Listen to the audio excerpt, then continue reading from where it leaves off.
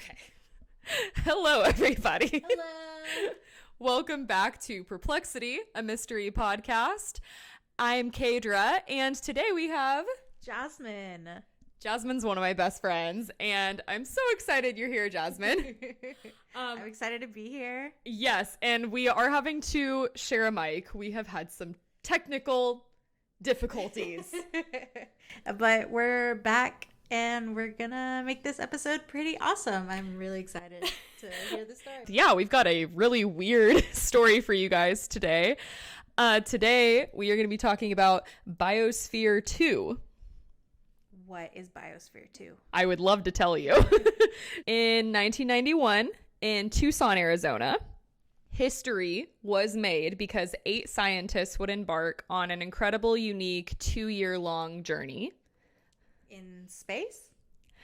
Here on Earth, but it was meant to mimic going to outer space. Okay, I guess you'll get into exactly what that means. Yes, of course. Yeah. So they would call the experiment Biosphere 2 because they considered planet Earth to be Biosphere 1. Okay. And the purpose of the project was to learn more about Earth, about climate change, and basically see if we could potentially move life here on Earth to space someday if need be. Oh, wow. That sounds really complicated. Yeah. It was a very long project. They had to do tons of research, and there were quite a few bumps along the way. So these scientists called themselves Biospherians, and they lived the next 2 years of their life in this bubble, essentially, working together to sustain life in this airtight terrarium.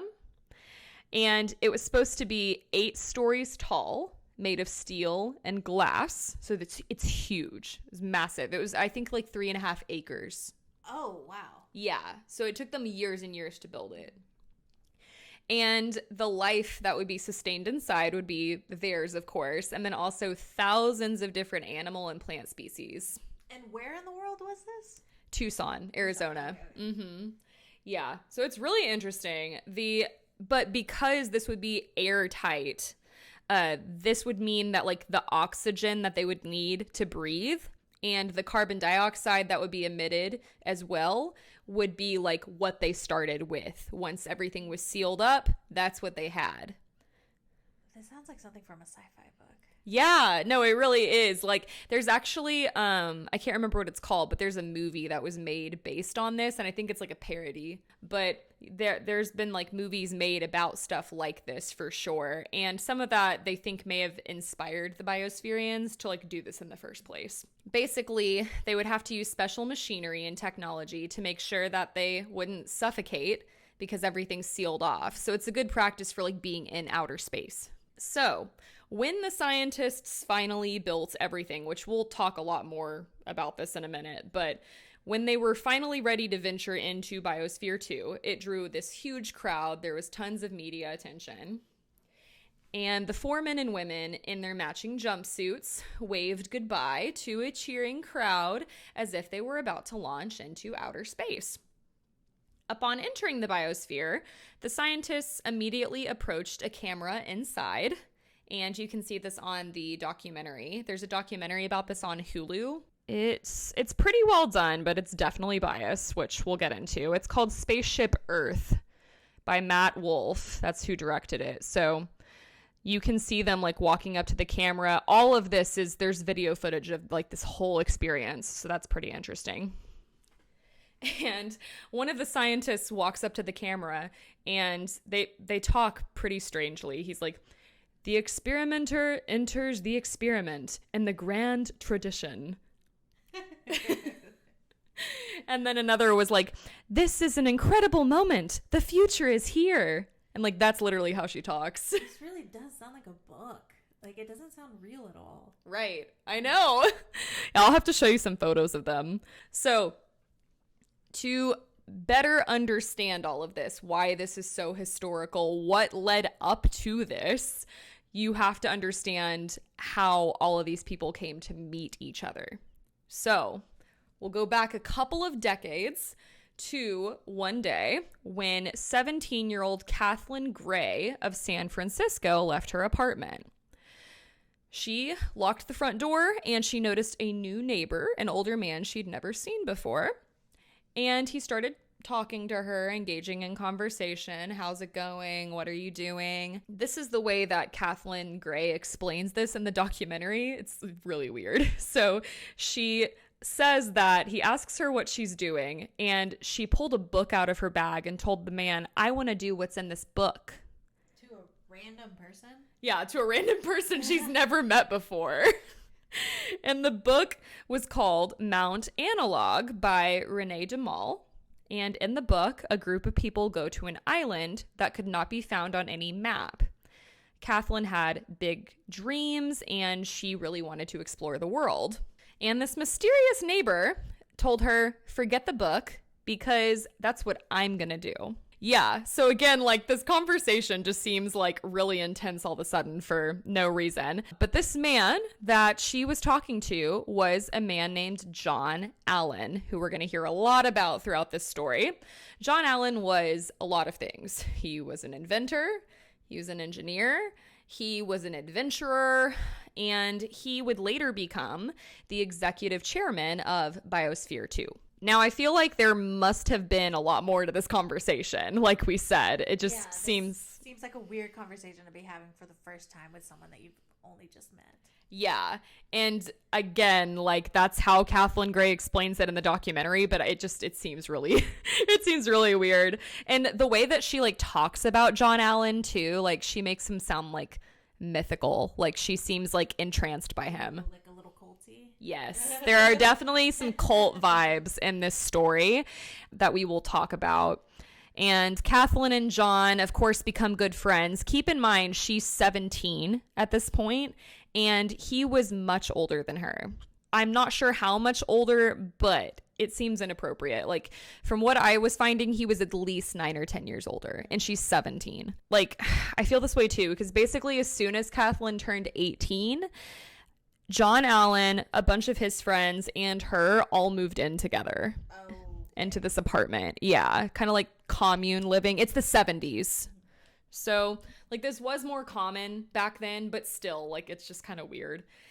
And this group of friends is living this communal life. They built really good relationships. They're super close with each other. They all had like really big dreams too, but there was like no direction. Like they'd be like, "Oh, we could go to the moon. We could star in a movie." Like they would say these crazy things, but then it's like, there's no plan. They didn't know if they should go head first into like the arts because they were all really passionate about theater and painting, dance.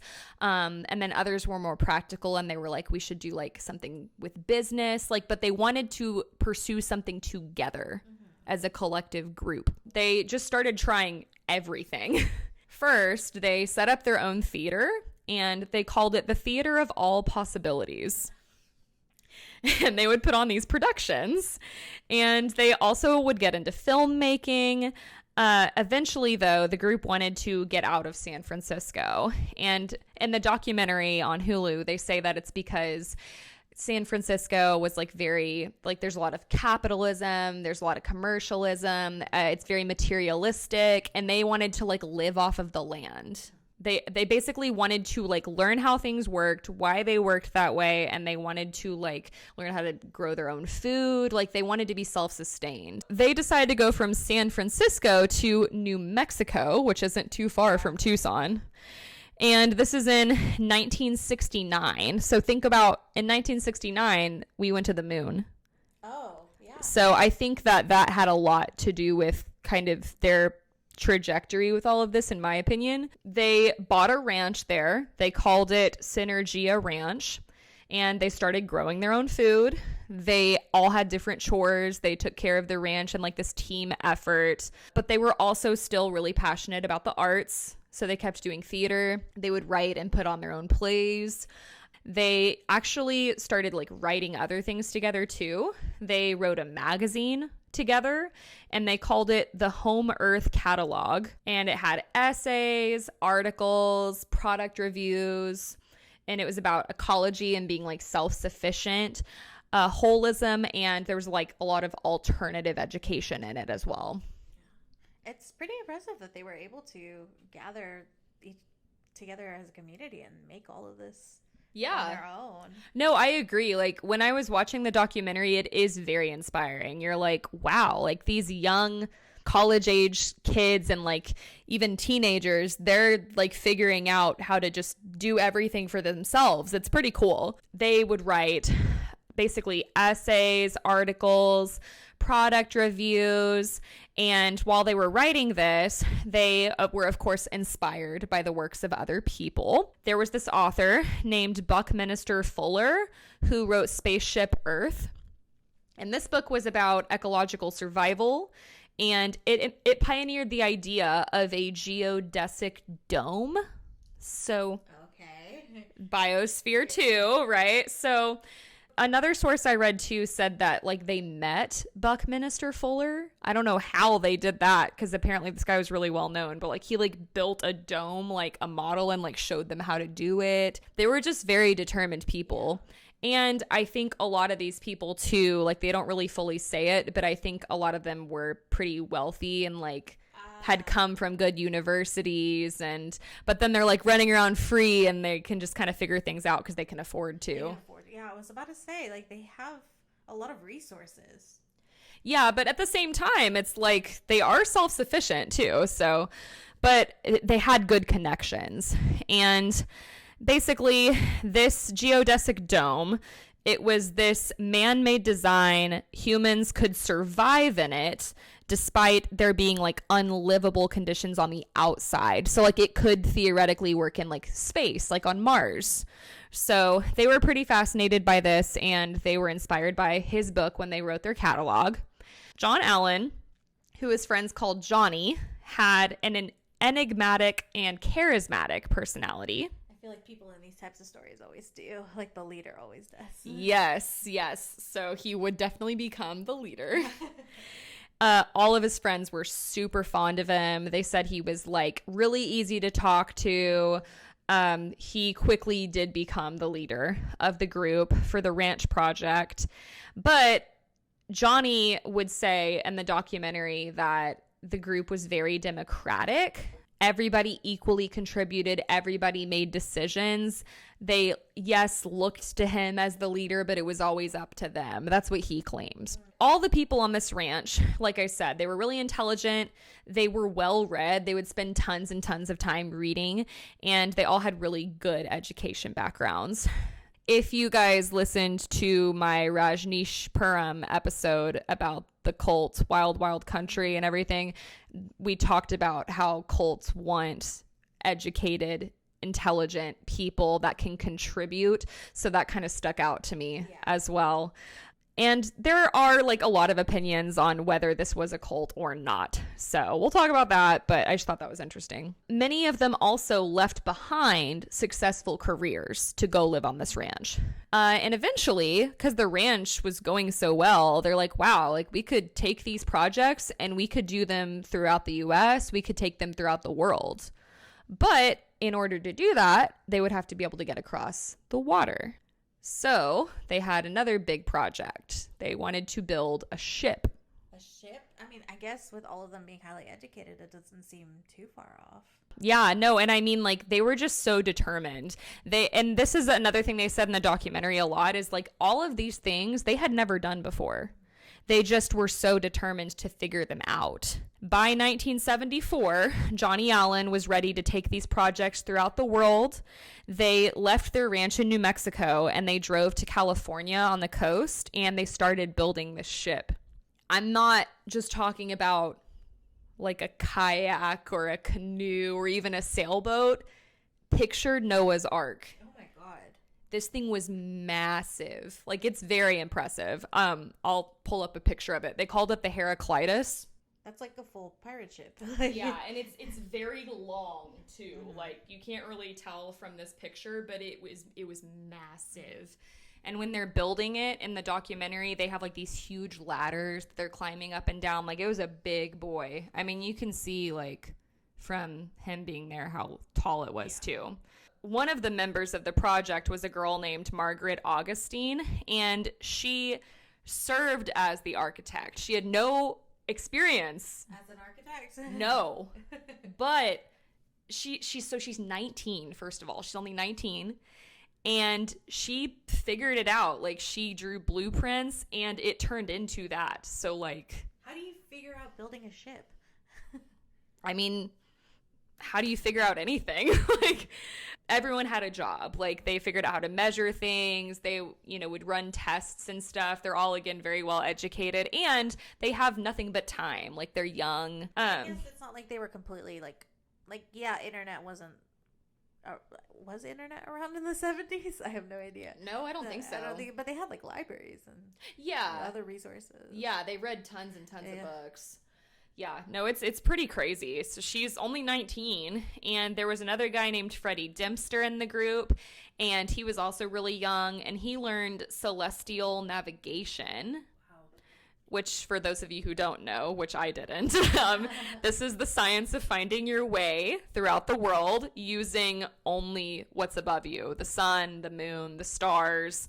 So in the documentary, like, he has these giant maps and these, like, he's drawing these angles and he's, like, trying shit, and he's basically figuring out, like, how to constantly know where you are in space in case you ever get lost, so, like, when they're sailing, they can make their way around. Yeah, I mean, that's really impressive. That's an ancient technique, but it works. Yeah, no, and I mean, it can save your life, too, if you were to ever get stranded. The group worked constantly. They worked 24-hour shifts, day and night, to get the ship built as quickly as they could, and they did, and soon enough, it was launch day.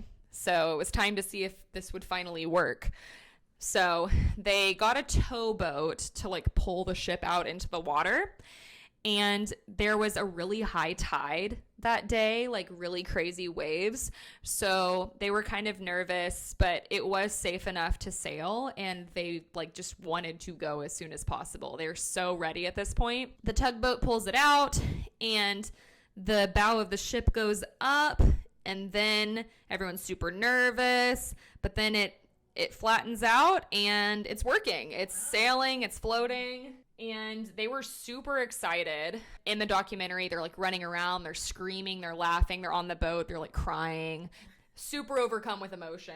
Yeah, I mean, hey, you built a boat all by yourself. That is really impressive. It's pretty cool, yeah. And it was very, like, monumental for the group. And I, like, watching it seems like a very pivotal point, because this is kind of when they realized, like, wow, like, we can do anything together. Anything we set our mind to. Yeah. But just as quickly as they learned how the ship is going to work, now they have to learn how to sail. They don't know how to sail. Wait, they probably should have figured that out at the same No, time. so that's the other thing that's, like, chaotic about this group is, like, yes, they figure things out and they're determined and they do figure things out, but they're always learning it as they go. And you'll see that throughout the story. That can get pretty reckless, though. Yes. Yes, it can, especially when you're, like, dealing with lack of oxygen and stuff, like we were talking about with the Biosphere too. So they're learning all of this for literally the first time, but they sailed from San Francisco to the Golden Gate Bridge, like this little trip.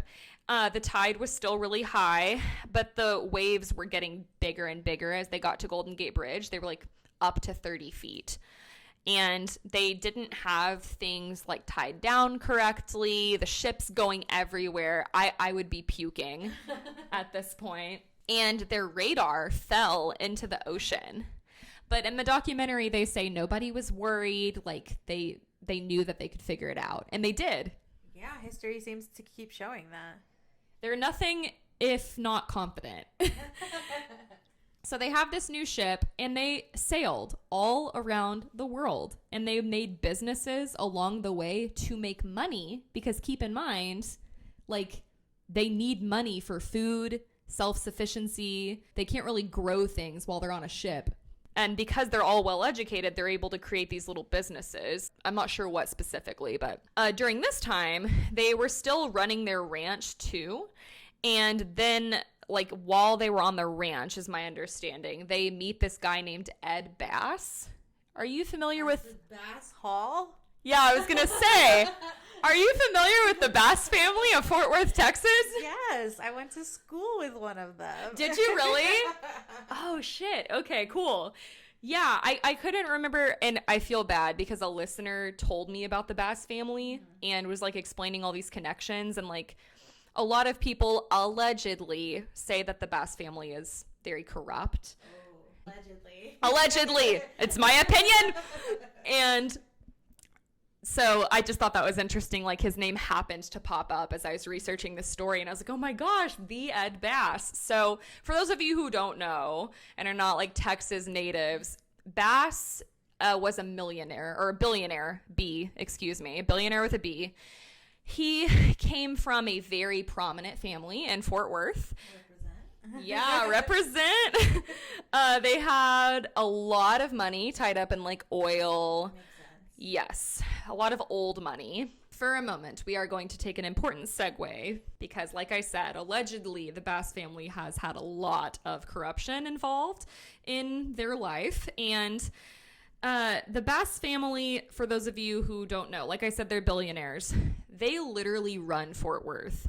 Sundance Square, if that sounds familiar to Fort Worth natives, Bass Hall, like you were saying, the Bass family owns all of those places. And a lot of people say that they have their hand in a lot of government then, which would make sense if they're like running Fort Worth. Yeah, I mean, I know like Lockheed Martin is a very big part of that. I don't know if that's relevant, but Lockheed? Yeah. In Fort Worth? Uh-huh. Oh, okay. So, I mean, they probably have a lot of money tied there too. I've heard allegedly some sketchy things about Lockheed as well. So allegedly they have their hand in like a lot of government there. Some people say in law enforcement. So there's a lot of hairiness when it comes to the Bass family. They are also some of the wealthiest people in the United States. I think I read one article that said they're the fourth wealthiest family in the United States. I did not know that. Yes. And I think this Forbes article I was reading is from 2020. They had a net worth at that time, at least, of nearly $11 billion. Wow, you get that much money. Oh my God. I mean, just generations and generations of shared wealth. Yeah. Yeah. There's a lot of conspiracies about this family that we don't have time to get into. But just keep in mind, they are insanely wealthy. They have tons and tons of resources. And the Biospherians, or the future Biospherians, have just met Ed Bass. So this is where two worlds collide. We have this insanely wealthy, well-established, untouchable man. And then we have these like college kids that have these huge dreams, and they will do whatever it takes to get those dreams. That's crazy that this has like a connection to our own hometown. I know. That happens to me all the time too. Like, I swear I don't do it on purpose. You don't mean to? I don't mean to, guys. But also, like, if a listener requests a story, I will do it. And a lot of my listeners are friends and family from Texas. So they'll request things from there. Like, a lot of people have asked me to do Waco, the Davidian compound, for example. And then, like, just a lot of like serial killers or true crime stories. Like Colin Davis, the second episode I did, he was from Texas. And then I found out my grandma used to be friends with him. So I'm sure you didn't see that one coming. I did not, no. So all that to say, I don't do this on purpose. Like he came up. Texans they're wild. Yeah. Okay, so Johnny's group is what I'm going to refer them as for now. They meet Ed Bass. They're still touring around the world, and on their ship, they would put on more theatrical productions. And in the documentary, there's like footage of them doing these plays. They're so camp. They're so cheesy. They have like face paint on, colorful wigs. They're like, were you in theater? Yeah. Okay, so was I. So you get it. Like, they're super in their feels. Everything's a huge deal. So into it. Yeah. They're true thespians. Yes.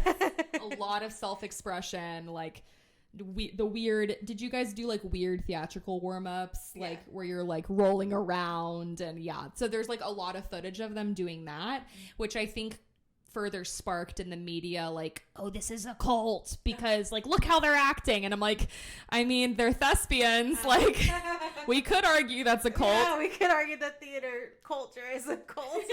Yeah. So it's complicated.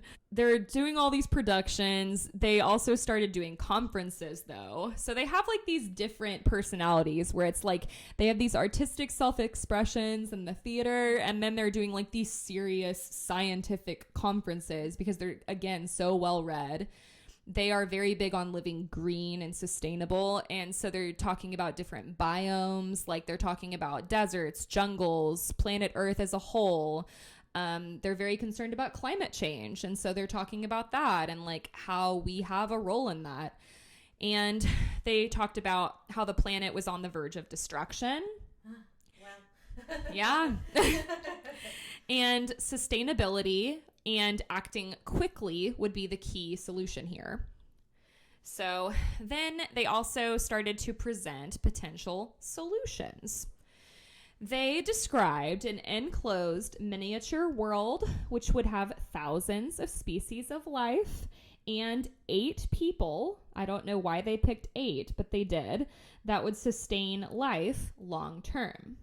Sounds like the beginning of our story. Mm-hmm. The idea has been presented by other writers in the past, so this was not their original idea.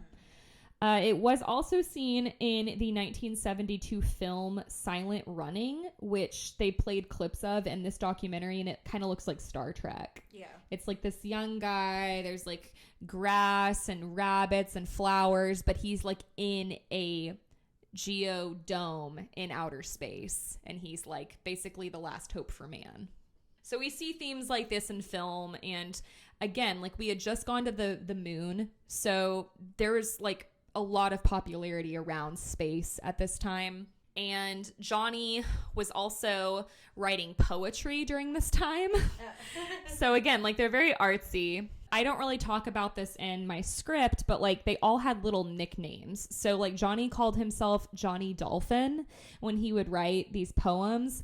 And then like a lot of the Biospherians later, they had nicknames like Laser, Salty, Flash, and like it was too confusing to keep up with their true names and their nicknames. So I didn't reference all of those, but I just thought that was interesting. They had all these little nicknames for each other, which is common in cults. True. But he would call himself Johnny Dolphin when he'd write these poems. And in these poems, he would often write of Earth's impending doom and how humans would only survive if they continued life outside of planet Earth. Okay, so they probably would want to figure that out before attempting to do that. Yeah. And then also, like, there's different opinions on his writings. Like, some people say his writings were, like, really dark and melancholy, you know? So, again, kind of this creepy level of, like, was he foreseeing an end or, yeah. At this point, we are in the mid-'80s, and Johnny has decided it's time to build Biosphere 2. And this would be the first ever human-designed, fully scaled biospheric system. There have been, models in the past, but no one had ever done a project like this. And it would be 3.14 acres. It included a variety of biomes because it wanted to mimic the Earth. So they would have marsh, they had deserts, they had a savanna, there was an ocean with a living coral reef inside and a rainforest. Hundreds of plants and animal species, gardens, and then they also had a lot of amenities for the humans. So there was a water park, there was like a living common area, there was an exercise room, a library on like the very top floor, and it's 8 stories tall. So it's an 8-story building within a dome? I'll show you some photos. You have to see the photos. The photos are very impressive. Okay, so it's a bunch of kind of circular buildings. I mean, I'm trying to even tell what all is happening here. Okay, yeah, so this main structure in the middle, and I'll put these photos on Instagram and in the video, this main structure in the middle, my understanding is the library is up here. And then down here, they had all of like the plants, the like living quarters were up top. Wildlife, like they had chickens, they had goats that lived in like different stalls and stuff in this area. I think these domes, they had one that they called the lungs, and the lungs were supposed to like basically make sure that the oxygen levels were correct. Like they had a lot of machines. And then there was like this ground level that had tons of like pipes and like a water filtration system. So like a lot of these buildings were more for like machinery, just how to make it all run basically. It has changed some. This is a present day map. You can still go see it. Oh, really? So is it still functioning? To a certain extent. It's not sealed off anymore because people go in and tour it and they need to be able to like not worry about oxygen. And they don't have like the animals in there anymore. They have like insects and stuff and like all the plants, but they have taken a lot of things out. But you can still go look at it. Cassidy, who I literally called earlier with that question, she has been here before. Wow, cool. Yeah, she said it's really, really pretty. I want to go. And I was going to show you one more photo so you can see the inside. And again, this place is huge, but this will give you an idea. Oh, whoa. Yeah, so like... It's like a giant greenhouse. Yeah, exactly. There we go. That kind of gives you... So like all of these, the glass that you see, these were like individual panels for each thing because they had to make sure that it was completely sealed. So this project took a really long time. But I mean, it's just this gorgeous green... A lot of people called it the Garden of Eden. Mm-hmm. So, of course, this being such a huge project, they're going to need a lot of help. They wanted to make sure that the plants and animals that were there, that they would be able to sustain life. So there were some animals that like they would consider putting in, and then they were like, no, like they wouldn't work well together, or that's too dangerous or whatever. There were a lot of scientific consultants because of this. So they would consult people from the Smithsonian, University of Arizona, the New York Botanic Gardens, and Margaret Augustine, that 19-year-old that built Heraclitus. She was now the CEO and co-architect for Biosphere 2. Wow. So she had a natural talent. Like she did a lot of the construction for this. It's pretty impressive. The chief financial officer was Marie Harding, a longtime member of the group who had married Johnny. And this is really weird. In the documentary, they talk to Marie quite a bit. And in the documentary, she said that when they met each other, it was an immediate friendship. It was completely platonic, and that their marriage was business. Okay. Yeah. But she talks about like, again, like how amazing he was and how intelligent he was. But she says that like they never saw each other in a romantic way. So I just thought it was kind of interesting. Yeah. More of like an alternative relationship. So she's the chief financial officer, though, for the project. And the final cost for the project was estimated to be $200 million. So this is a lot of money, obviously. Yeah. So this is where Ed Bass comes in. I was wondering where they were getting all of this financing from. Yes. And Ed Bass would have tons to do in the press about this. Like, he really hyped up this project. So in the press, Bass said, quote, "Creating Biosphere 2 as a business," keep that wording in mind, as a business, made sense for several reasons. For one, we thought it could be very profitable. From the ecological point of view, man is very much part of the problem. I was able to put these together in my own personal interest and really become involved in ecological matters. And keep in mind, this man came from oil. Yeah. So it's just really ironic to me that, like, you come from oil, old money, you're incredibly wealthy, and now he's claiming that he's going green.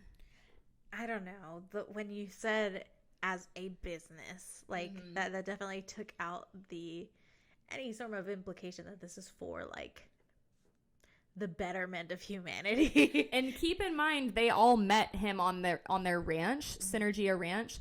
And I can't remember who said it, but in the documentary, they said that, like, when they met him, he came across as, like, this humanitarian philanthropist. Like, this going green guy who just happened to have a lot of money, but like people, especially Fort Worth natives who know the Bass family, know that that's not the case. Allegedly.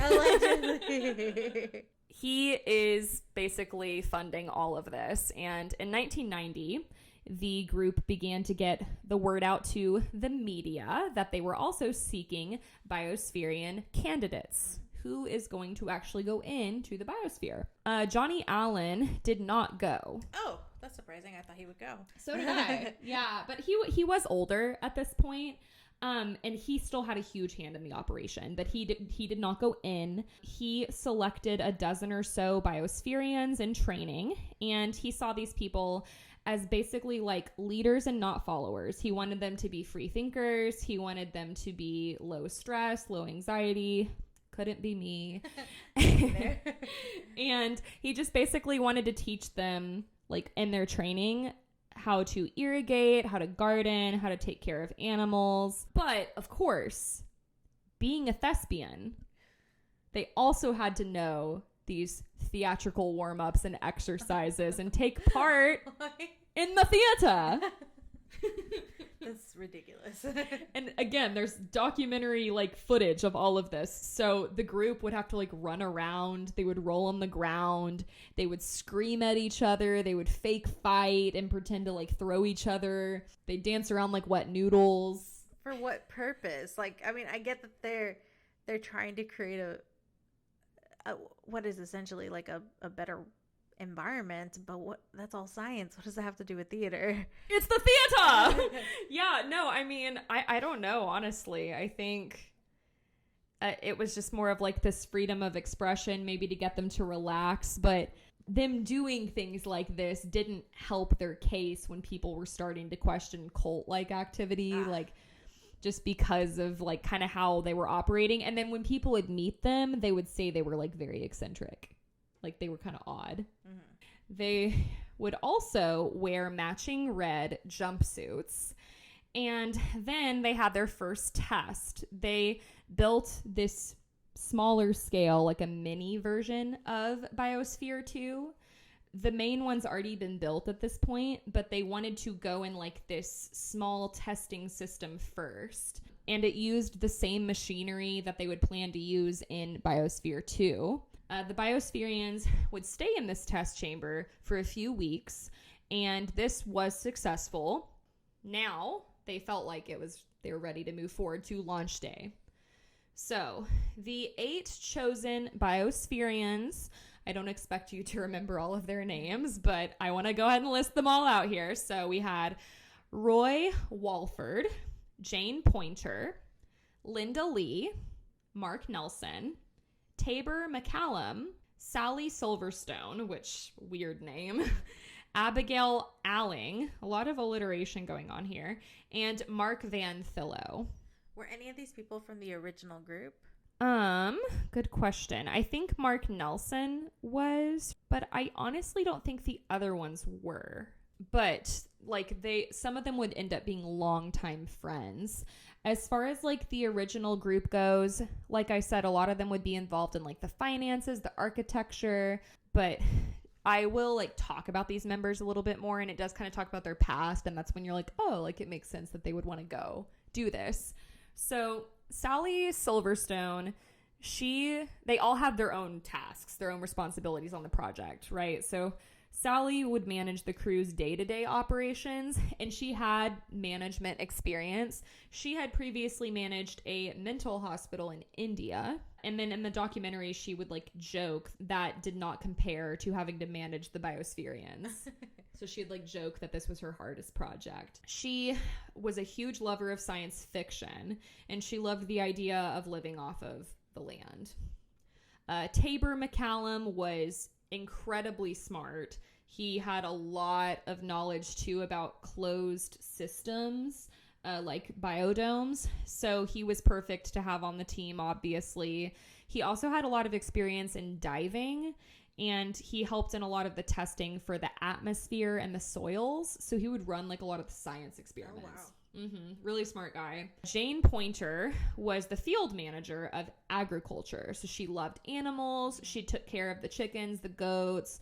She would like monitor their behavior, feed them, bathe them, all kinds of stuff. There were also 2 couples in Biosphere 2 upon entering. So Tabor and Jane were a couple. Abigail Alling and Mark Van Theo were also a couple. Mark Van Theo, I think his nickname was Laser, and he was a big fixer. He was kind of like the mechanic of the team. He apparently knew how to fix anything, is what they would say about him in the documentary. The lower level of the biosphere is where all those different pipes and controls were. So he knew that area like the back of his hand. And Abigail Alling, his partner, was a marine biologist, and she designed the ocean with the live coral reef. And another thing I didn't really like type here, but I thought this was interesting.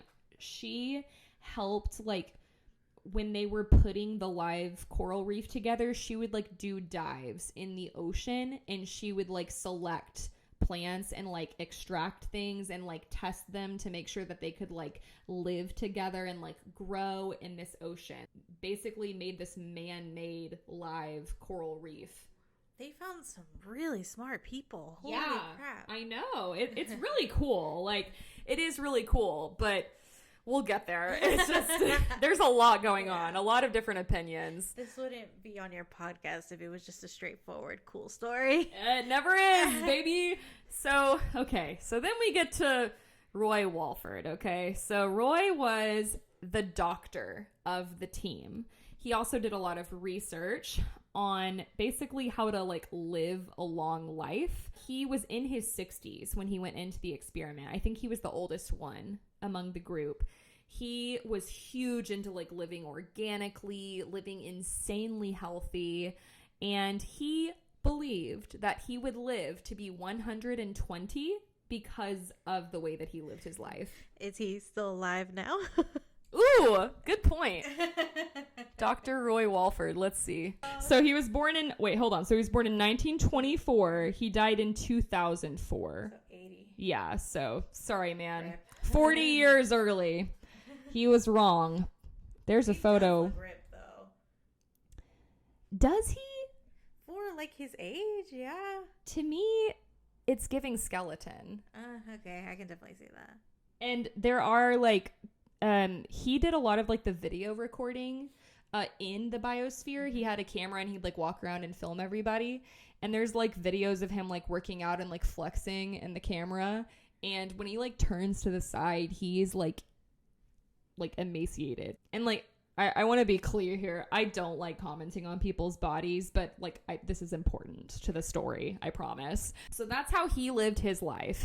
Each week he would swim a couple of miles and then he would run another 10. So that's the crew. And this group was basically like, this is history in the making. It's also biblical. It's like Outer Space meets Garden of Eden meets Noah's Ark, because they're bringing in these groups of animals, these plants, and they're going to sustain life as we know it. Like I said, this is blowing up in the media, and a professional PR firm from LA was also hired during the project. The group claimed in the documentary Spaceship Earth on Hulu that this was in response to the unexpected media coverage. Like, the story was blowing up so much that they felt the need to hire a PR firm to handle everything. But this also resulted in worldwide media coverage. So some people like speculate they've made allegations that this was at least partially done for attention and fame. I mean, I feel like a lot of famous people, important people, like they want to be written into history, so... I mean, sure. And look, I'll be honest here. I'm a Scorpio. I love attention. And I'll tell you what, if I busted my ass doing a project like this, I want the world to know about it. Yeah, I want the attention. Yeah. And I mean, who's to say that like a lot of this wasn't Ed Bass, like using his money and blowing up the story? Like, again, there's a lot of opinions here. So, but all that to say, like, this story was huge in the media. And this was during the 90s. So if any of you remember this, let me know. I am curious. I need to ask my parents, too, if they remember this story. Because it was very big. And apparently there were a lot of parodies about it, like later on, like on SNL and stuff. They're ready to launch, but they need uniforms. So wouldn't you know that the guy that used to design dresses for Marilyn Monroe would design their matching uniforms? Wow. That's nice. That's money. They're very fashionable and stylish. And when they were getting interviewed, a lot of people were like, oh my gosh, it's like Star Trek. So a lot of the people like literally saw them as like astronauts. So before they went into the biosphere, they wanted to basically get out these pre-show jitters, and they were going to put on one last play. They called the play The Wrong Stuff, and the play was about basically anything and everything that could go wrong in Biosphere 2. So basically it's like the worst things that could possibly happen, let's act them out, and then psychologically it'll help us feel better about all this. That doesn't sound wrong to do, I guess. No, but they do, like, they make jokes in the play about, like, them running out of air. They make jokes about, like, them starving to death. They make jokes about them turning on each other, them being angry all the time. I mean, they were being monitored, right? Yes, Okay. They were. But basically, like, anything, like, with the machinery that they thought could go wrong, the animals, they, like, put it all in this play.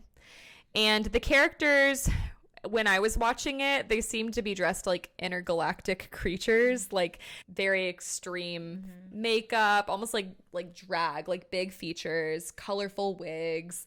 They would put on this like huge festival too before they went into the biosphere. So they hired dancers, they had like circus performers, there were fireworks. So they put on this huge display before they go into the biosphere too. Yeah. Now we've officially come full circle. It's launch day, September 26th, 1991, and the 8 biospherians enter Biosphere 2. The heavy metal door is locked behind them, and the adventure begins. One of the first things they did was they turned the rain on to water all of the plants. Perhaps this was symbolic, being the first day they're washing their old world that lay just outside the steel and glass.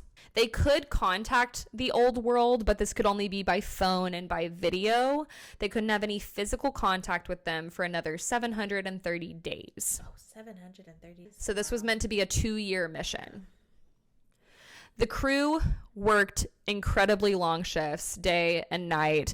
They were trying to make sure that the plants stay alive, the animals are good, machines are working properly, obviously, and they're growing their own food. So it's not like they stockpiled a bunch of stuff. Like, they're literally living off the land, just like they did on Synergia Ranch, or the other people did that are on the outside. One of the most important things, and this is important to keep in mind, they had to keep an eye on those oxygen and CO2 levels because, again, this place is permanently sealed, meaning it would gradually lose oxygen, and they had to rely on their machines and the plants to provide that oxygen. And again, those carbon dioxide levels that they put out are important for the plants. So there's this very special, Delicate balance. delicate, they also had a very sophisticated system that would regulate the internal temperature of the biosphere to help keep the animals good, keep the plants alive.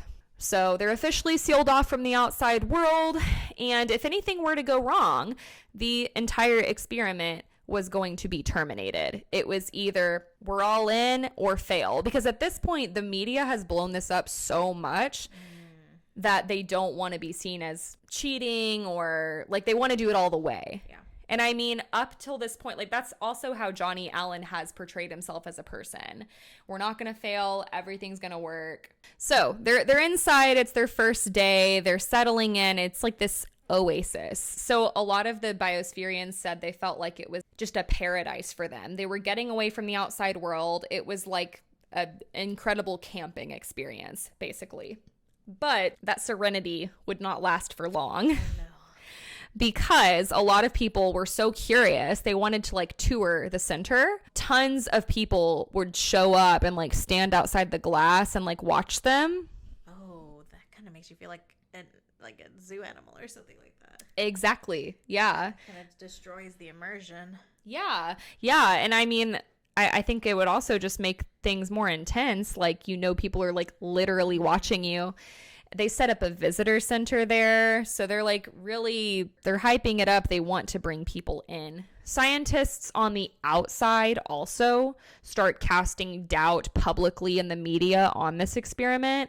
They were basically saying that this experiment was pointless because there were too many unknown variables, and it would be impossible to duplicate this to like double check results.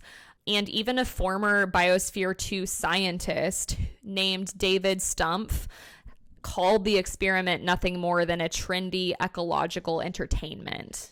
So, like, an ecological version of like Big Brother. Yeah, exactly. That's actually really funny that you say that, because there's an article that basically said like that this is like the craziest episode of Big Brother they'd ever heard of. So I got mixed reports on this. In the documentary, they say that this happened like 8 months into the experiment. But then I was listening to something else. It was like a podcast that seemed like they had their sources together. They said this accident happened 2 weeks into the experiment.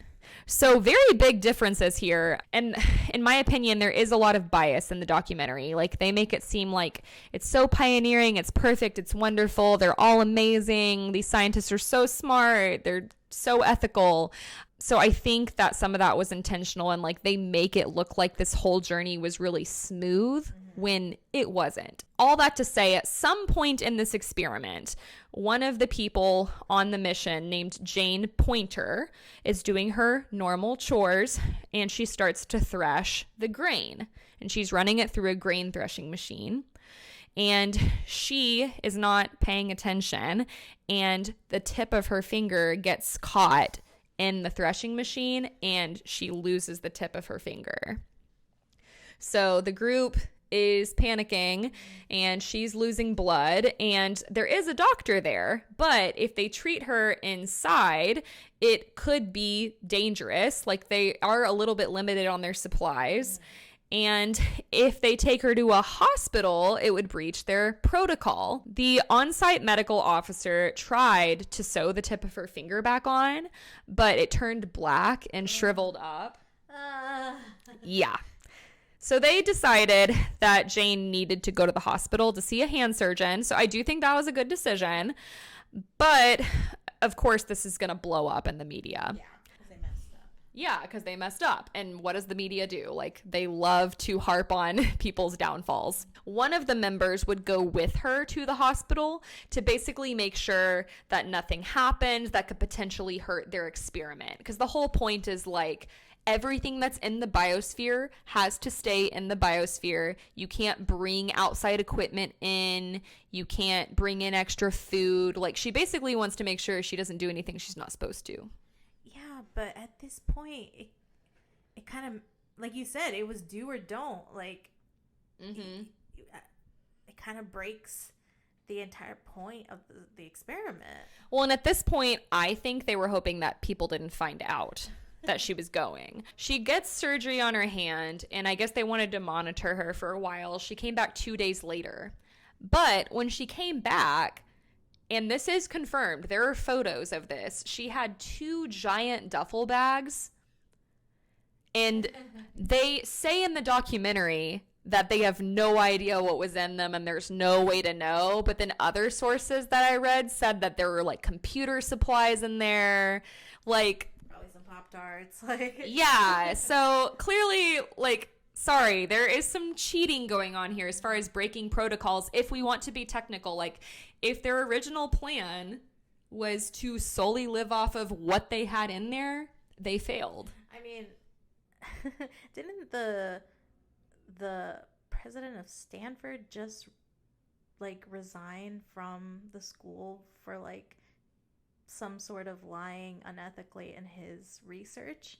I think that just happened. So I don't know. What research do you know? I don't know the specifics, so maybe I shouldn't be bringing it up because I don't know anything. That's okay. But it's like when someone makes any form of lie in their research, like it breaks the entire thing.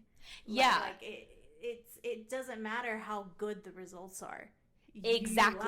Exactly. That is a huge theme in this, is basically like a lot of people think because of how they handled it, it caused way more problems. The media does get word of this, and there was this huge uptick afterwards in negative media coverage about Biosphere 2.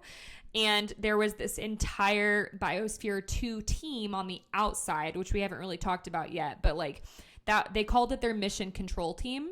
That was Johnny Allen, Margaret's on that team.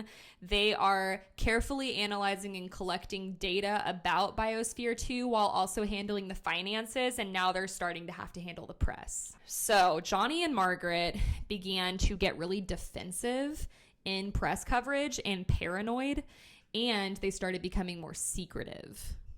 Okay, I mean, this sounds like a lot for two people to handle. Like, I'm not surprised that this is starting to overwhelm them.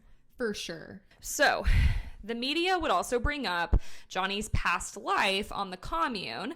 And because this was the 90s, there was a lot of like cult panic during that time. Like this is when Waco was going on. This is when the Rajneeshpuram were operating, I think, too. I think it was around like when Heaven's Gate came to a peak as well. Just basically there was a lot of cult activity going on. And this made the media and the public even more uncertain of what exactly was going on in Biosphere 2 and whether or not this was some big scam. I mean, like you said, like you were like, this is out of like a movie. This is science fiction. I'm still having a hard time believing that this is real. Like, it just sounds like impossible, especially for these like random people who, I mean, I guess they were really smart, but they don't necessarily have a background for doing this. No. And I mean, like, it sounds like the people they brought in were professionals, but at the same time, it's just like, I don't know how they got their start and how it came to it. It doesn't sound possible. With all the negative media coverage, the Biospherians inside, they're like having basically these Skype calls, if you will, with mission control team on the outside. And they're talking to each other about all this crazy negative media.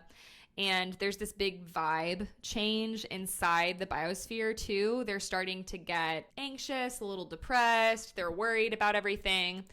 And since Jane, the one who had cut her finger off, since she had come back, she had these restrictions on what she could do work-wise because of her hand. So a lot of her work had been chores, like farming stuff. And so a lot of the other group, they had to like pick up her responsibilities. Yeah. Dr. Roy was not happy about this. He felt like this was taking precious time away from his research. And of course, you're seeing the same people day in and day out for 2 years. Yeah. So, of course, you're kind of getting sick of your roommates. And a lot is writing on this. So there's going to be some arguments. Then there was another big problem. As they're running and analyzing their data every day, the crew realizes, for seemingly no reason at all, there has been a sudden spike in carbon dioxide levels and a sudden drop in oxygen levels. This makes sense because the crew had started to notice that they were getting very winded when they would try to go upstairs. They were getting really short of breath. They were fatigued. They were tired. So all of these are signs of not getting enough oxygen. This got so bad that they couldn't go up to the library anymore to get books because it was really up high and they were getting way too winded. And then at this point, winter has also soon arrived. So the days are shorter, it's getting dark, it's colder, there's less sun. So the crops, they're shrinking, they're not yielding as much supply, or they're just dying. And the group started to have a lot more scarcity in their options for food. So some of the food that they had to eat, basically like whatever would grow, the few things that would grow, they were like, okay, this is what we're eating. So like every night they would have beets or sweet potatoes or carrots, and that's pretty much all they could have. It's sounds like it's going downhill real fast. Yeah. This is where things kind of take a turn. So they had to eat sweet potatoes and carrots so much that they turned orange. Wait, what? That can happen to you? Yeah. I learned about this when I was a kid, and I thought it was a joke, but it's true. You can eat so much of it. It's like a chemical in it. It turns you orange. Beta carotene. Because of the beta carotene chemical in sweet potatoes and carrots, it like reacts with your skin somehow, and when you have too much of it, it turns you orange. In addition to this, Dr. Roy, like I said towards the beginning, he believed the secret to a long life was consuming like organic foods. He also believed in a low-calorie diet, hence why he looked the way that he did. Yeah, that makes sense. So he came to the conclusion, based on his research, that this was the best way to live, but all of his research was done on mice. So mice are herbivores for the most part, I think. They, have very different digestive systems than we do. That's all of his research. And don't get me wrong, like there's been some great neurological research with mice, but it's not the same thing. It's not the same. It's dicey. Dr. Roy basically saw this as a perfect research opportunity. He has 7 humans in front of him that are in a closed space with him that he can see if like a lot of his thoughts work. So the crew is drastically... What? This just sounds like worse than the Biosphere experiment. Like, yeah, I know. None of it sounds sound. Well, and I'm sure like that they're not thinking super rationally either at this point. Oh, true, because of the lack of oxygen. Yeah, and they're starving. Yeah. They're drastically losing weight. So their first year, each participant lost an average of 16% of their body weight.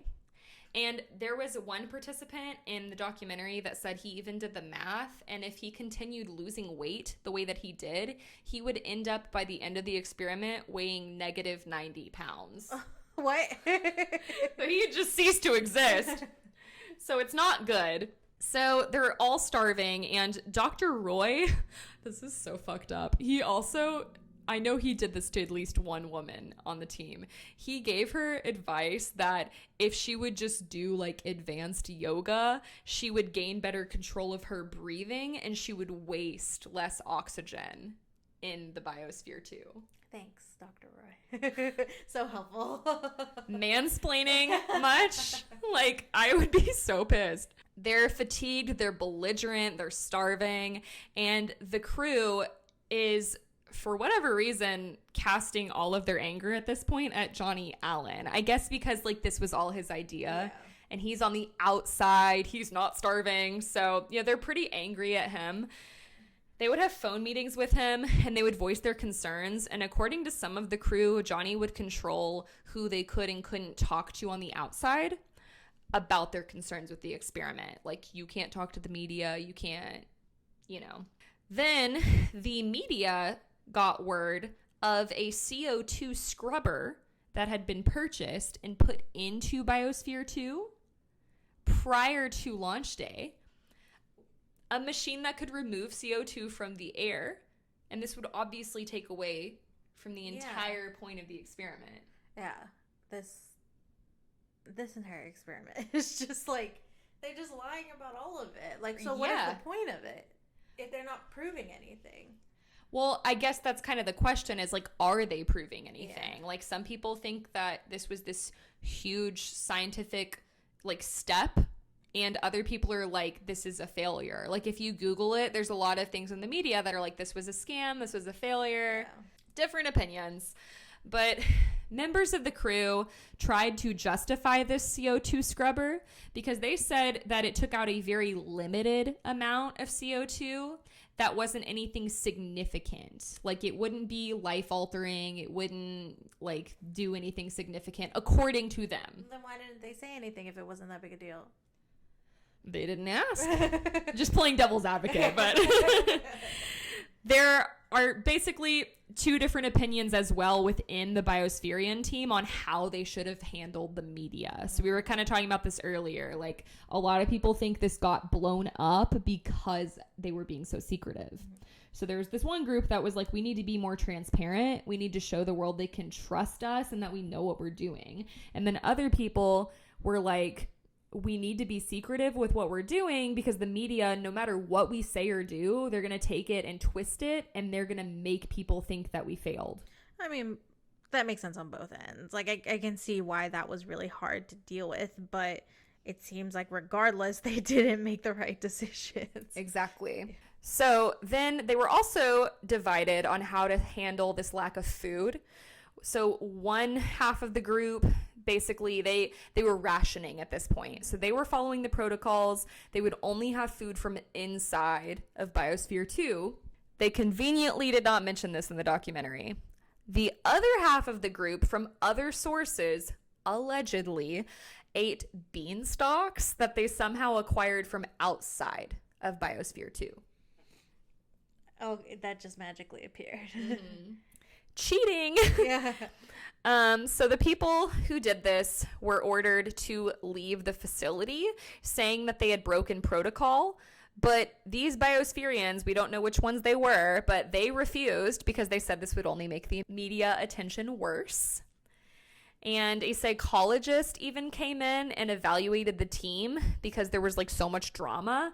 But this psychologist determined that it was just a typical power struggle. No one was in any imminent danger. I guess. They also, because of all of these fatigue issues and starvation and everything, they have a lot less energy. Mm-hmm. So they're having a hard time keeping up with their chores. Crops and plants are dying. The crew is also developing sleep apnea because their oxygen levels are so low. Which is only going to make the entire thing worse. Yeah. Newsflash, if you have sleep apnea, like, you can wake up and feel like shit. That's why people need CPAP machines. There was also this big explosion of greenhouse ants and cockroaches. And this would threaten diversity of the biomes. Like, they can kill a lot of these different things. Yeah, I'm sure that messed up everything when it comes to the ecosystem. Like, you introduce a completely different animal. Like, exactly. Like, if you think about, like, they hand selected these things so carefully. Mm-hmm. So when there was this huge explosion of these pests, like, that can literally ruin their experiment. Yeah, which could have come from Jane leaving, or it could have came from the mysterious beings that appeared. Mm-hmm. Or that's true too. Yeah, that's true. The roaches specifically were a huge problem. So I know I hate roaches. They had to get really creative with roach traps because they have limited supplies. Yeah. So they would take pieces of papaya that they had grown and they would put it in these coffee cups. And then around the outside, they would smear KY jelly. The lube? Yeah. Don't ask me how or why they brought that in there. I mean, there's couples in there, but they would put lube around the edge of the coffee cup to catch the roaches. And then the next day they would like take the roaches and grind them up and they would use them as chicken feed. Oh, okay. I was like, what are they doing with these roaches? No, they're not putting them in their coffee. No. It's not what is that movie, Snowpiercer? Have you seen that? Yeah. With, was it Chris Evans? Yeah. And they make all the bars of food out of bugs. Yeah. Good movie. So on the outside, again, like, scientists are continuing to weigh in. There was this scientific committee that was developed. It seems like it was developed by Johnny Allen and Ed Bass, and they're working directly for Biosphere 2. And they had, of course, all these different opinions on what to do with the experiment, what to change, if they should keep going, if they should stop. And Johnny Allen, who was once the man with the plan, is starting to lose control. It seemed like there was this animosity now between Ed Bass and Johnny Allen. And the oxygen levels are continuing to plummet, and eventually this was so dangerous that they had to get large oxygen tanks and start pumping in air from the outside world. Continuing to ruin what is left of this experiment. I mean, yeah, but it's also like it's either that or they die at this point, and it's like they're over a year in. But just let them out. I don't think they wanted to leave. I think that's the other thing. Like, it's not like they're like banging on the doors begging to leave. There was one biospherian in the documentary who said like the day that they were supposed to leave, she did not want to leave. That's crazy. It's giving Stockholm syndrome.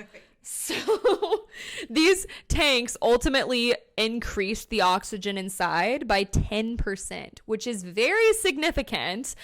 Again, it's over 3 acres too. So these must have worked because magically the crew had energy again. Wow, it's almost like that helps.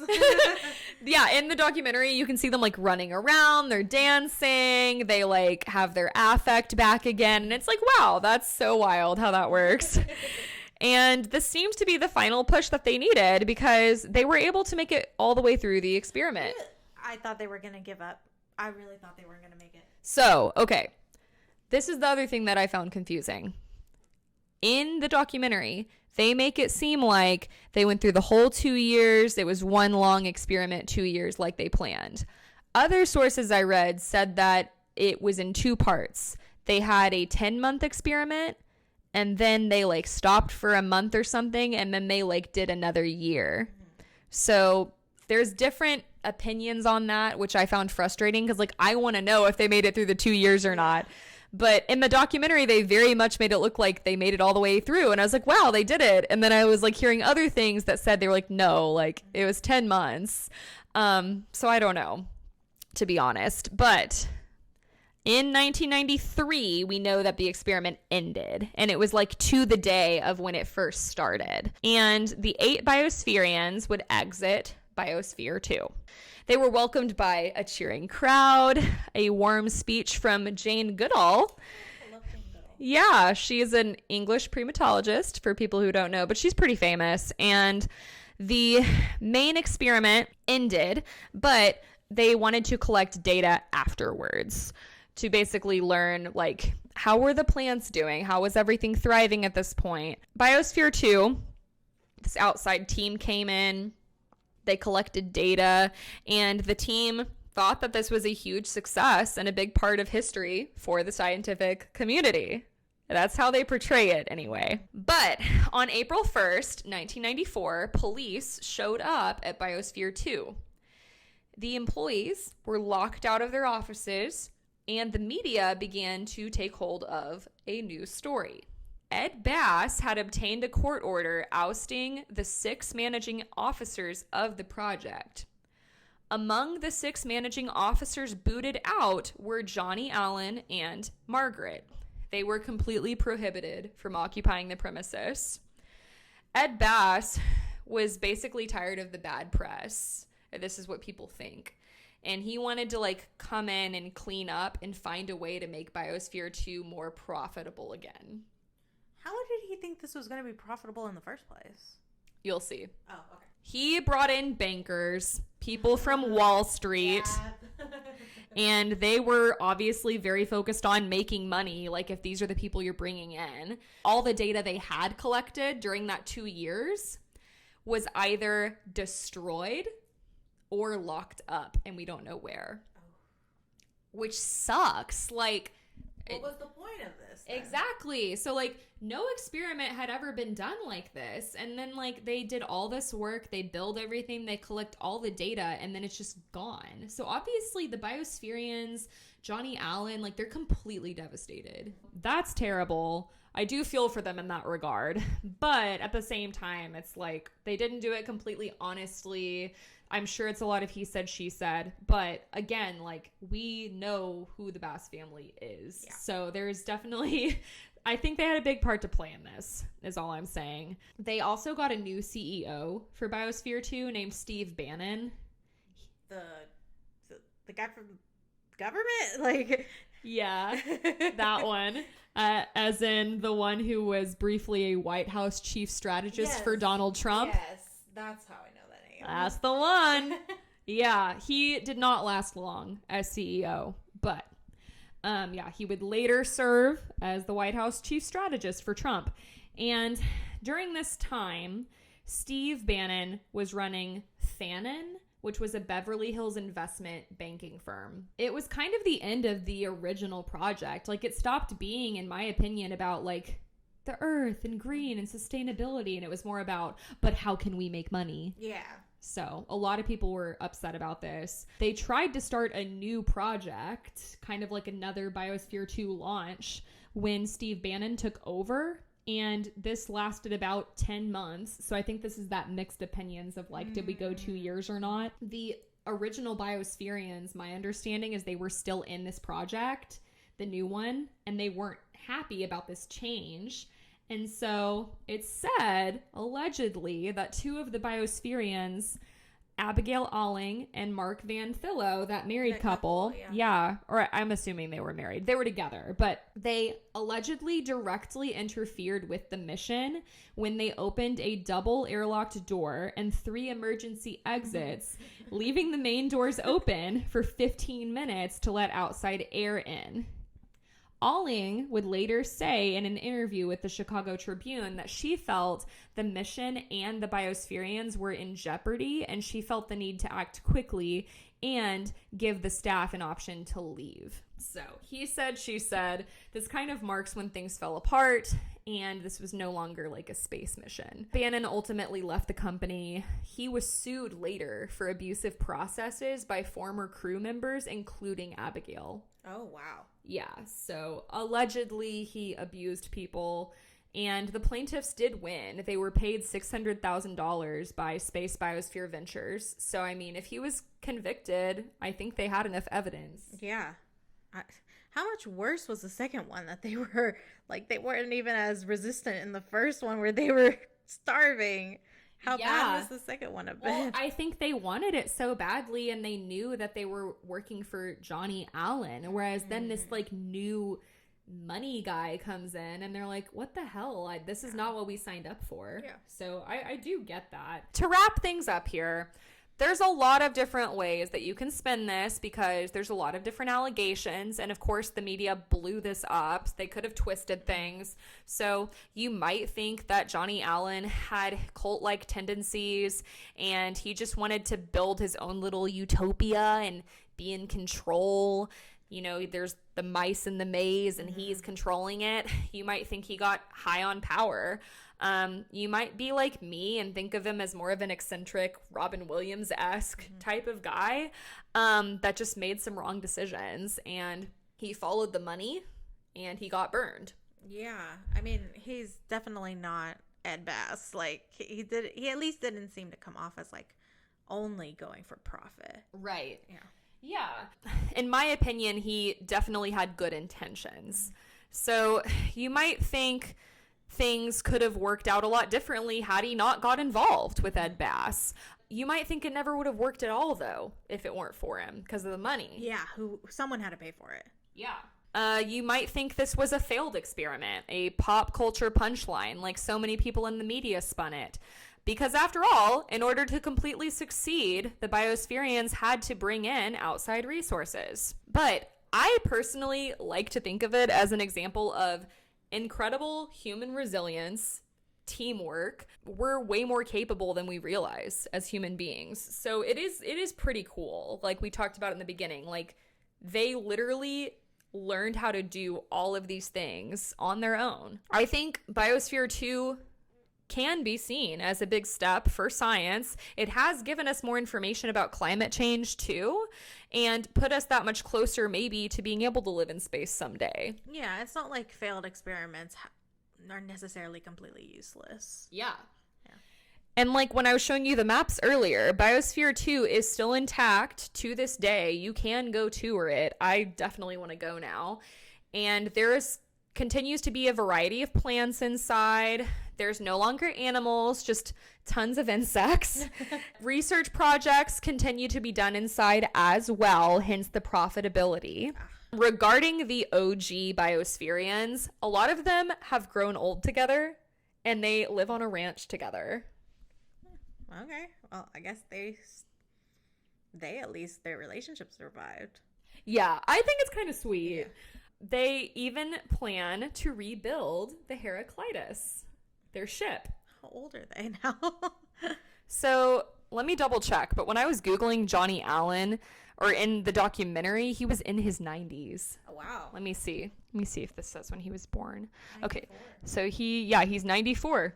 Yeah, he's still alive. There is a website where they're like basically doing like kind of a GoFundMe but fancier to build the Heraclitus, and it has plans to relaunch in 2024. Okay, I guess we'll see if that's successful. Yeah. And they are planning to do theater again on the ship. Yeah, that never dies. Theater never dies. And that is the story of Biosphere 2. That was a incredible story. I still can't believe that's not you. I can't believe you didn't just go psych. That was a fan fiction I wrote. Like, right? I know. I just think it's a really cool story. It's like, what do you think? Like, do you think it was a failed experiment? Like, just what are your thoughts on all that? Yeah, I mean, like I said, I even if it is failed, which I do kind of think that it failed. Like, yeah, fair. I don't think that is necessarily useless. Like, I think you can take a lot from it to try to make a more practical version of the same experiment. But like you said before, some scientists are like, there's so many variables, like maybe you could learn to limit a lot more of the variables. But I mean, ultimately, like you said, it's a story about human resilience, and right. It tells you a lot just about people and the lengths that they're willing to go to, either for fame or for the human need to like know something. Yeah, or like the betterment of humanity. Like, and I think for me it depends on how you define failure, because like, look, they did break protocols, so if we're gonna be really technical, scientifically they did fail, in my opinion. But for the betterment of science as a whole, I think there was definitely some success. And I mean, like I said, like they're still doing research projects there to this day. They take students there. They do like different, I guess, programs where they like train them there on like different things. And like, I think they do like externships there for different colleges and stuff. So like, it's really cool. And like, I mean, as far as I know, there's no other place in the world like this. I hope you guys enjoyed this episode with my very special guest, one of my best friends, Jazmine. Thank you so much for coming on the podcast. It was so much fun. I had a great time. Thank you for having me. Absolutely. Anytime. Now that we've kind of got things figured out with guys, you have no idea what we've been through today with the recording.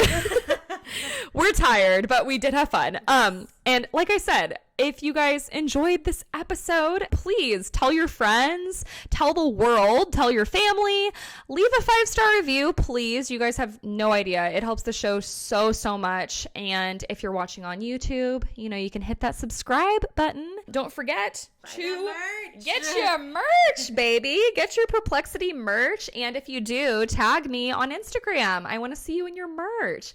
And you can always request topics. You can share crazy stories. If you know more about the Bass family or the Biospherians, email me, perplexitymysterypodcast@gmail.com. And I think that about wraps it up. Quick shout out. I have new listeners in South Africa. Oh, wow. And I wanted to remember that. So that's either 26 or 27 countries now that are listening. So that's so freaking cool. Shout out South Africa. Thank you so much for listening. I hope you guys have a great week. You're all amazing. I will talk to you next week. Bye. Bye.